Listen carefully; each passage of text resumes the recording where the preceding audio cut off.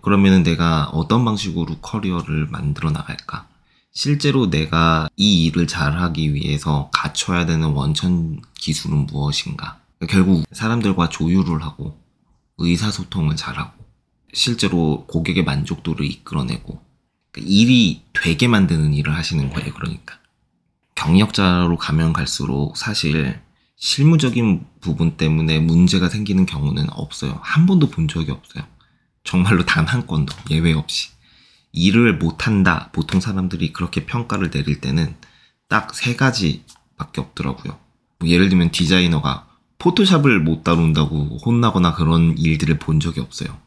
디자이너가 만약에 일을 잘 못한다 이런 평가를 받을 때는 대부분 뭐냐면 말귀를 잘 못 알아듣거나 내 생각을 잘 전달하지 못하거나 아니면 생산성 관리가 안 될 때. 이 세 가지밖에 없어요. 모든 직장인들이 아마 다 그럴 거예요. 대부분 문제는 회사에서 생긴 대부분 모든 문제는 내가 내 생각을 왜곡 없이 잘 전달해야 되는데 과정에서 왜곡이 생기거나 유실되는 정보들이 생기거나 또 한쪽 편에서는 상대방의 의도를 곡해하지 않고 있는 그대로 들어야 되는데 이걸 왜곡해서 듣거나 아니면은 100 중에 80만 알아듣거나 그 정도밖에 못 알아들었으면은 나머지 20을 채우기 위해 디브리핑을 해야 되잖아요. 내가 알아들은 거 설명해야 되는데 이게 맞는지 확인을 해야 되는데 이런 걸 안 하는 거예요. 그러면은 내가 80%의 정보만 가지고 일을 하면 당연히 상대방이 원하는 100의 업무 성과를 만들어내지 못하겠죠. 대부분 이런 의사소통에서 문제가 생겨요. 회사에서는. 그리고 가장 중요한 게 생산성 관리인데 의사소통을 아무리 잘해도 데드라인을 못 맞추면 그러니까 마감 기한을 못 맞추면 그 사람의 평판은 계속 떨어져요. 우리가 어떤 상황에서 이 사람의 일이 못한다 라고 얘기하고 그 사람을 회사에서 계속 밀어내려고 하거나 그 사람을 대체할 다른 사람을 채용해야 되는 상황이 극단으로 치달을 때는 언제나 이 세 개 중에 하나가 문제인 경우예요. 지금 이 세 가지 내가 말을 잘 전달하는 거, 두 번째는 말귀를 잘 알아듣는 거, 세 번째는 생산성 관리를 하는 거. 생산성을 향상시키는 것까지가 결국 나중에 운영단에서 하셔야 되는 지향점, 목표가 돼야 되는데요. 일단은 관리부터 돼야 돼요. 생산성이 관리된다는 것과 향상된다는 건 완전 다른 개념이죠. 이런 거예요. 제가 예를 들어 책을 읽어요. 책을 읽을 때마다 진도가 들쑥날쑥해. 그래서 이 책을 내가 어느 시간을 투여해서 언제까지 읽어야 되는지 계산이 안 돼. 이거는 생산성 관리가 안 되는 거죠. 전혀. 자, 근데 내가 이 책을 1시간을 재부터 읽어봤는데 이런 책은 1시간 동안 읽어도 50페이지 정도밖에 못 읽어. 만약에. 그러면요. 적어도 이 책의 전체 페이지 수를 보고 이 책에 내가 며칠을 투입해야 되는지를 계산할 수는 있죠. 그런 상태를 생산성 관리가 되는 상태다라고 얘기하는 거예요. 이제 얼마 전에 찰스 다윈의 종의 기원을 읽었는데 그 책이 진짜 힘들었거든요. 읽기가 너무 어려워서 640페이지 정도 되는데 1시간 읽는데 20페이지밖에 못 읽었어요. 이런 책 정말 오랜만에 봤는데 32일 만에 다 읽었거든요. 왜냐면은 32일이잖아요. 20페이지씩 640 나누면은 하루에 1시간씩 투자해서 딱 32일째 되는 날 그 책을 다 읽었어요. 이게 생산성 관리인 거예요. 자, 우리가 생산성이 향상된다는 건 이런 거예요.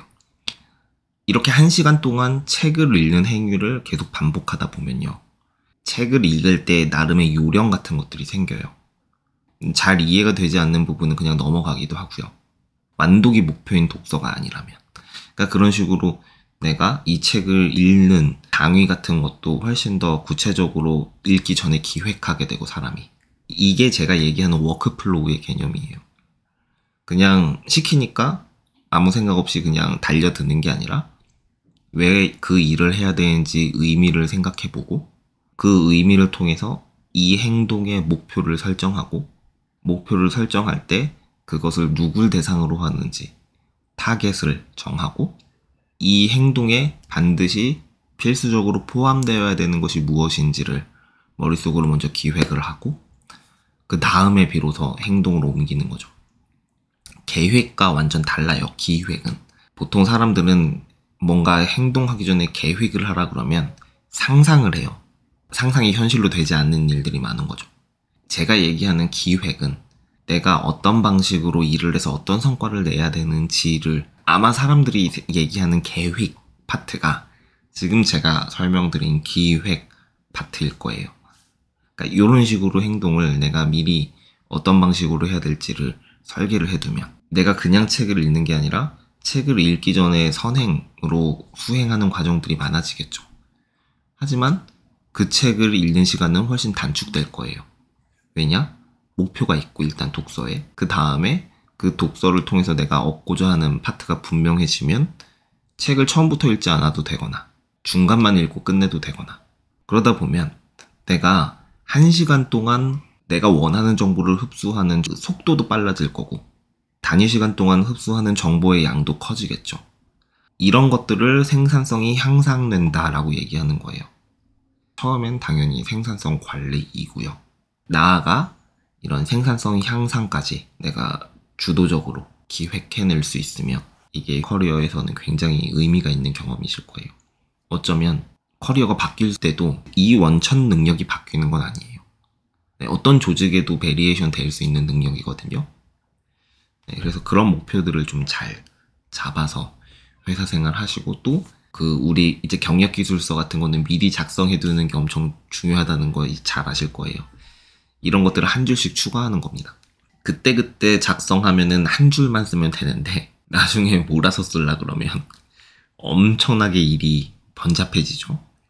그러니까 하루하루를 계속 회고하시면서 업데이트한다, 이렇게 생각하시면 될 것 같아요.